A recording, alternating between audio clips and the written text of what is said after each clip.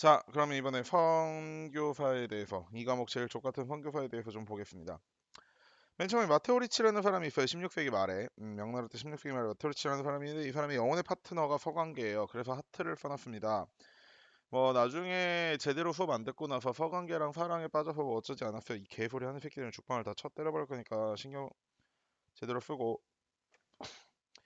저 마테오 리치는 명말에서 청초 사람인데요. 명말에서 이 사람이 전해준 것 중에 고녀만국 전도라는 게 있어요. 고녀만국 전도. 고녀만국 전도가 어떻게 생겨먹은 거냐면, 기다려봐. 자, 이렇게 생긴 게 고녀만국 전도입니다. 지금 생각보다 굉장히 현대 지도같이 생겨먹었죠. 그쵸? 자, 그러니 옛날에 혼일강리 역대국도처럼 이따시만하게 중국 그려놓고 여기 이만큼 한국 그려놓고 이런 지도가 아니라 중국이 절대 세계 중심이 아니라는 걸, 중국보다 더 큰 곳이 많다는 걸 보여주는 게 고녀만국 전도예요. 자, 이런 것 때문에, 음, 중국인들의 어떠한 중화 사상이 깨지는데 굉장히 큰 역할을 했던 것도 있고, 그 다음에 천주시의 기아 원본 이런 것들을 전달을 해줍니다. 그런데 문제가 뭐냐면 이런 거를 그냥 서양말이 써져 있는 그대로 갖다 놓은 게 아니라 마테오리치가 직접 중국어를 배운 뒤에 천주시리와 기아 원본을 번역해서 준 거예요. 굉장히 대단한 사람입니다. 음, 이런 것들 때문에 중국에서는 뭐가 발전하게 되냐? 실학이 발전하게 됩니다. 실학.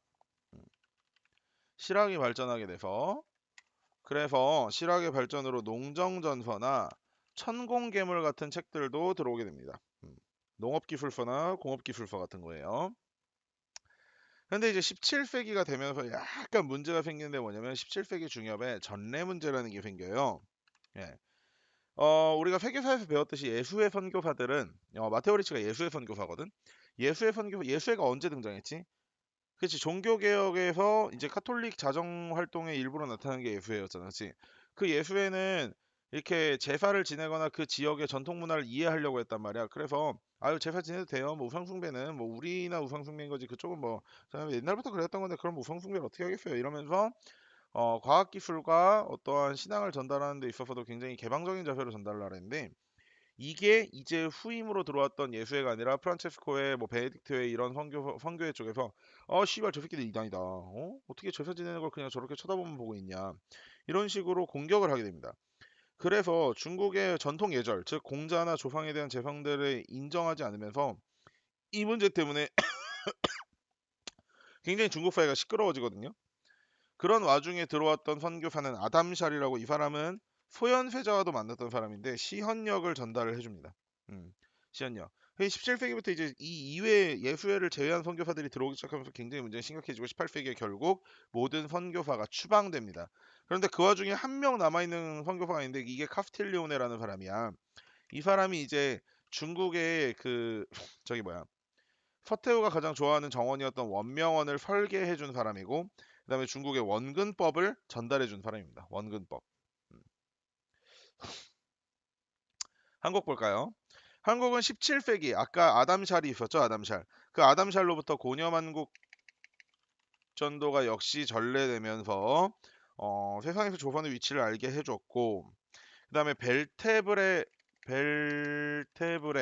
우리나라 말로 박연 이 네덜란드 사람이거든. 네덜란드 사람이 대지마로 무역을 하러 가다가 풍랑을 맞아가지고 우리나라에 상륙을 했어. 근데 우리나라에 상륙을 했는데 막 노란 머리에 뭐 하얀 피부에 뭐 이렇게 정확히는 하얗다기보다는 약간 빨간 피부거든. 백색이니까 안쪽으로 이렇게 핏줄이 다 보여가지고 뭐 초록색 눈, 파란색 눈에 이러니까 오 씨발 귀신이다 이러고 조정으로 잡아갔단 말이야. 그래서 조정에서 이것저것 궁리를 해보다 보니까 청나라에서 받아왔던 문서 중에 뭐 이렇게 생긴 사람이 있다는 걸 알아가지고 근데 이제 조선은 한번 들어올 땐 자유지만 나갈 땐 자유가 아니거든. 그래서 벨테브르한테 너 어떻게 할래? 라고 물어보니까 그럼 전 여기서 조선인으로 헬 조선인으로 살겠습니다. 라고 한단 말이야. 그래가지고 박연이라는 이름을 받고 훈련도 가면서 취직해가지고 뭐 이것저것 많이 해줍니다. 뭐 홍위포 제작을 돕기도 하고 훈련도 가면 취직해서 그런데 이 벨테브레 말고 하멜이라는 애도 한 번 더 오거든요. 근데 얘는 그야말로 탈출을 하려고 벨테브레랑 다르게 탈출하려고 노력하다가 걸려가지고 진짜 한 7년 8년 노졌고 막 노예짓 하다가 결국 탈출해가지고 쓴 책이 있는데 그게 하멜 표류기야. 이 하멜 표류기 때문에 우리나라가 전 세계에 알려지게 되거든. 자, 어쨌든 뭐 그때부터 뭐 헬조선에서 노예 생활을 하다가 쓴 책이니까 우리나라의 헬조선의 현실을 잘 보여준 책이죠. 예. 농담이다 얘들아. 자, 다음에 포연세자. 아까 이야기했던 포연세자는 아담샬과 만나서 시헌역을 받아옵니다. 근데 이것 때문에 결국 인조한테 벼로 헤드샷 맞고 죽게 되죠. 자, 18세기에는 이렇게 서양에 대한 문물이 들어오게 되면서 서학에 대한 관심이 높아져요. 나중에 이제 붕당에서 한국사 할 때 붕당에서 좀 배우겠지만 공서파, 신서파 이런 데 다 이런 데 생긴 거거든. 자, 서학에 대한 관심이 늘어나면서 홍대용은 지전서를 주장하고 정약용은 아, 정약용은 거중기 기기도설이라는 걸 기반으로 한 거중기를 만들어서 수원 화성 전투에 건축에 쓰게 됩니다. 근데 19세기엔 얄짤없이 그냥 서획을 다 통제해버려요. 세두정치부터 저기 흥선대원군까지.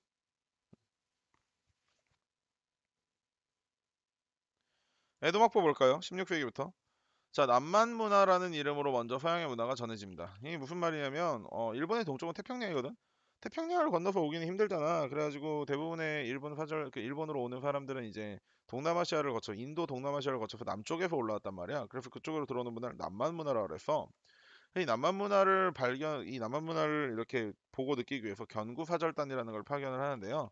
이 경구는 여기 구는 구라파 유럽을 얘기합니다. 유럽을 보러 가는 사절단 뭐 이런 얘기고요. 그다음 크리스트교가 유입이 돼요. 누구에 의해서 사비에르 같은 선교사들에 의해서 크리스트교가 유입이 됩니다. 요게 한 16세기 정도고요. 근데 17세기는 이제 에도막부 전국시대 끝내고 에도막부가 시작되면서 쇄국 정책이 시작되죠. 예, 쇄국 정책이 시작되는데 이때부터 뭐 평등 어쩌고 저쩌고를 주장하는 크리스트교를 탄압하기 시작합니다. 신부제를 무너뜨리려고 하니까. 그래서 크리스트교들이 반란을 일으켰는데 이게 바로 시마바라은 아니에요.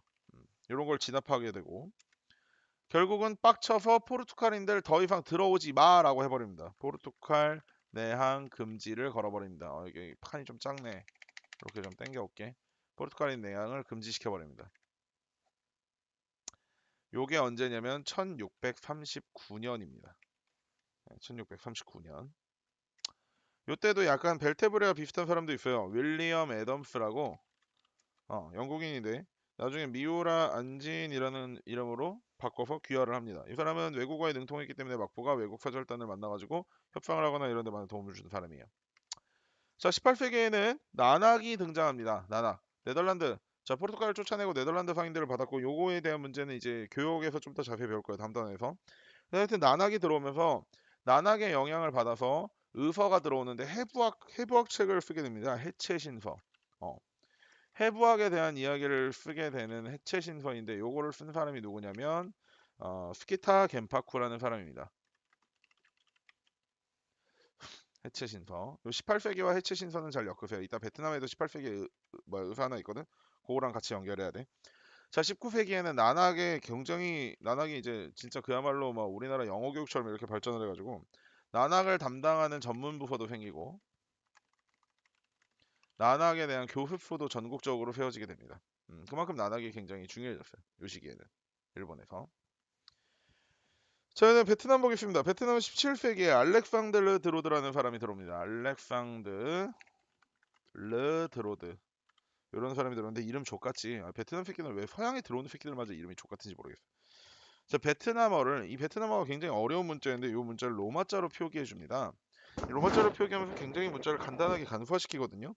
요게 바로 지금 현재 오늘날 베트남에 쓰고 있는 현재 베트남 문자의 형성에 기여를 해주는 사람입니다. 음. 요걸 여기 이제 뭐라고 하냐면 끄옥옹어라고 하거든. 요걸 형성시키는데 굉장히 도움을 준 사람이고. 그런데 문제는 예수회가 여기서 포교를 했을 때는 뭐 일반적으로 중국과 이런 사람들과는 틀리게 굉장히 베트남 사람들이 배타적인 사람들이었기 때문에 추방하고 처형을 했어. 선교사들의 이렇게 기독교 전파는 말처럼 쉽게 되지는 않았습니다. 그래도 18세기에는 동남아시아나 뭐 중국이나 일본이나 유럽이나 여러 상인들이 넘어와서 호이안 같은 도시가 발달하고 그랬잖아. 물론 이제 호이안은 17세기 말년에 이제 끝나지만 그러면서 여러 외국인들이 들어왔기 때문에 그러면서 학문도 들어오게 되고 그래서 레흐 우짝이라는 친구가 무슨 책을 쓰냐면 의종심령이라는 책을 쓰는데 요것도 해부학 서적입니다. 요거 역시 아까 나낙하고 나낙 때 18세기에 들어왔던 스키타 겐파코가 썼던 뭐랑 같이 묶어서 기억하면 좋을까?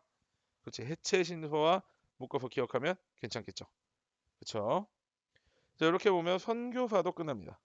선교사도. 선교사들은 생각보다 한 문제씩 잘 튀어나올 때가 많으니까 전체적으로 회기를 포함해서 잘 기억을 해 두도록 합시다. 자, 그러면 여기까지 해서 16, 19 회기의 사회 변동을 잘 봤고요. 그 다음은 마지막 시험 범위인 이제 어디로 가느냐? 교역망의 발달과 은의 유통으로 넘어가겠습니다. 자, 여러분 고생했습니다. 안녕.